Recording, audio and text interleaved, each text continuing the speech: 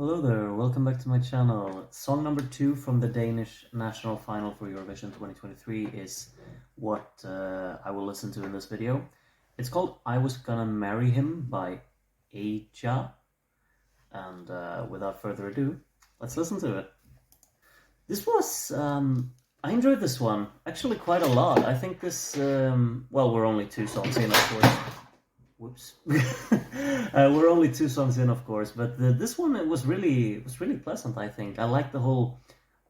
It feels like a very authentic, naturey kind of soundstage in the song. I like the authentic sounds of guitars, and the drumming feels very kind of soft and I guess what do you call it, like crafted, I guess. It feels like there's not really a digital input in that regard throughout this song, and then the pad comes in, which is obviously quite a digital input, but it's very subtle, and it's there to just kind of add a depth to the song, which it does really nicely because it doesn't really overpower anything. I think the song actually has like a tone in the production that you kind of feel like everything is very overwhelming once the song really kicks up, like or kicks in, I guess, when it actually makes the instrumentation grander and everything. You get these like digital hints of kind of backing up and just filling out the soundstage, but it's done in a very subtle manner so that it's not taking over. You still have the core concept of like a more like ambiance of just nature into the song, I think, and that's really the main strength there, I think. Vocally, I think this is quite interesting as well. It has some pleasant melodies throughout. It's not really like a song that really challenges any vocal intervals in terms of range or anything like that, and it's not really a hook that is incredibly memorable. But I really like the switch up towards the end when they take over with the whistling, because that gives the song a chance to actually make this melody, give it an imprint on your head in more than one way, basically. If you have the melody being sung and then you have it being whistled, then you kind of, it's easier to just kind of get hooked by it, because there are different sounds that can deliver the same melody, and that makes it easier for your brain to just kind of comprehend it and actually find it more interesting, because that's what I really think about it. When this section takes over, the melody becomes more interesting because you've allowed a different instrument, or in this case, a different sound to just kind of take over with the melody, which is really nice. The whistling also works very well within the soundstage of this kind of authentic backing track, I think.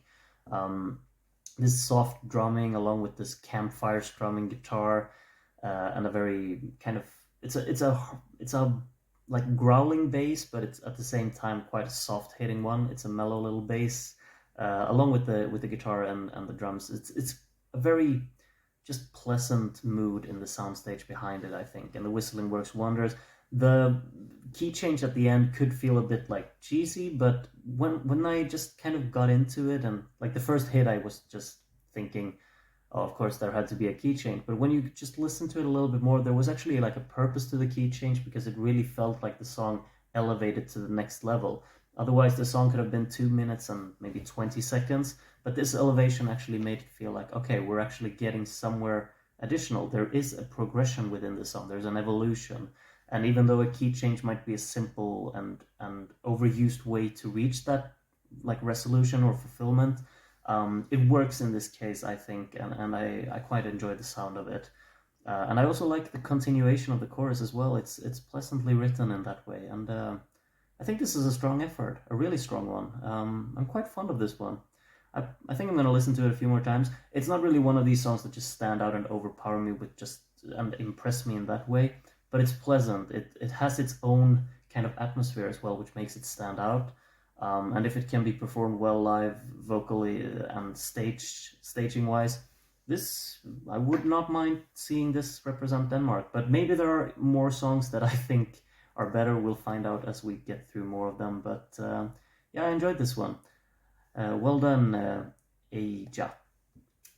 We'll see what song comes up next. It's song number 3 in the next video, and we'll see what that one is all about. But thank you for watching this one, and I'll talk to you later. Bye bye.